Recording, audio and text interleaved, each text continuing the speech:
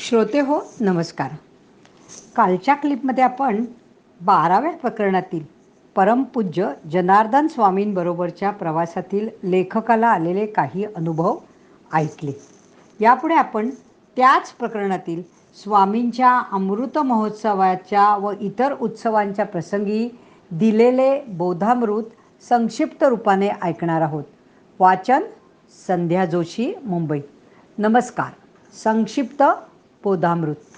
शिष्यांनी आणि साधकांनी आपल्या प्रिय आणि इष्टदेवतांची आराधना तर जरूर करावी, तरीही पारमार्थिक प्रगतीचे खरे गमक म्हणजे देहाची आसक्ती कमी कमी होत जाणे, आणि ते खूप महत्त्वाचे. स्वामींनी अनेक विषयांवर उद्बोधक प्रवचने दिलेली आहेत.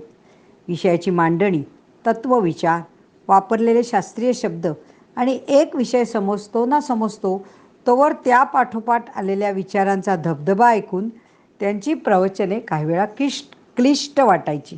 भक्तांनी त्याबद्दल स्वामींशी बोलल्यावर ते म्हणाले, काही हरकत नाही, समजले नाही तरी ऐकून ठेवा, योग्य वेळी उलगडा होईल. तुमच्या हृदयातील आत्मारामाला ऐकायचे असते म्हणून तुम्ही ऐकता, हे खरेच आहे. त्यामुळे त्यांच्या प्रवचनाचा सारांश सोप्या शब्दात सांगणे आणि आशय पोहोचवणे हे देखील सोपे नाही. शरीराबद्दल बोलताना ते काय म्हणाले तर, आपल्याला हे जे उघडपणे दिसते तेवढे एकच शरीर नाही आहे, तर 4 प्रकारची शरीरे एकात एक अशी आहेत. अनंत काळापासून परमेश्वराने मानवी शरीरे निर्माण केलेली आहेत आणि शरीरधर्म त्यापासूनच निर्माण झाला आहे. हे शरीर म्हणजे आपल्याला मिळालेली एक दिव्य देणगी आहे. याची जाणीव झालेल्या ऋषीमुनींनी नीटपणे सांभाळण्यासाठी शरीरमाध्यम खलु धर्म साधनम हे सूत्र सांगितले. आपल्या पारमार्थिक प्रवासासाठी ते एक आवश्यक उपयुक्त माध्यम आहे, याची सतत जाणीव असावी.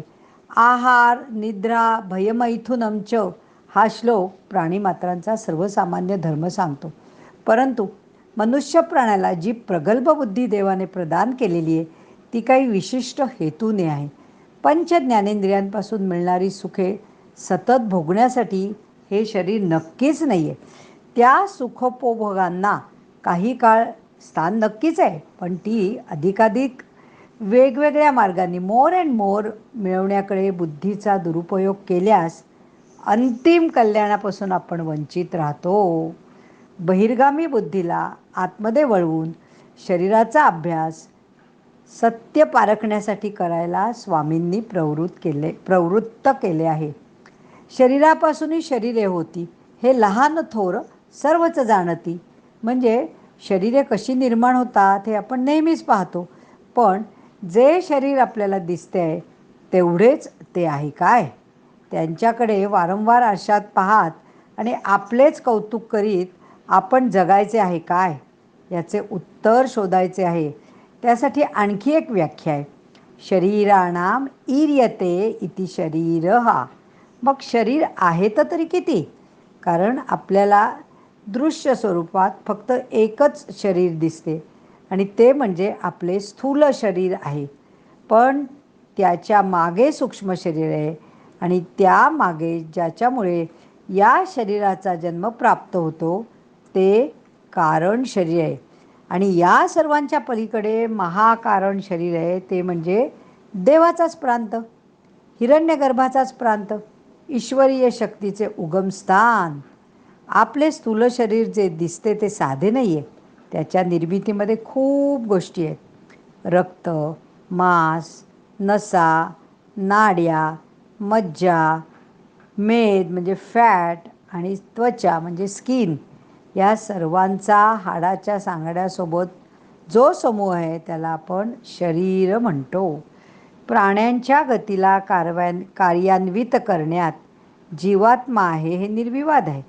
प्राणशक्तीचे क्षणोक्षणीच्या अस्तित्वाचे दर्शन आपल्या श्वासोच्छ्वासाच्या माध्यमातून दिसत असते. माणूस जोपर्यंत जिवंत आहे तोपर्यंत हे कार्य अविरतपणे चालू असते. आता आपण यातला जो सूक्ष्म शरीराचा जो काही भाग आहे तो आपण उद्याच्या क्लिपमध्ये ऐकूया. थोडं ऐकूया म्हणजे तुम्हाला समजायला सोपं पडेल. धन्यवाद.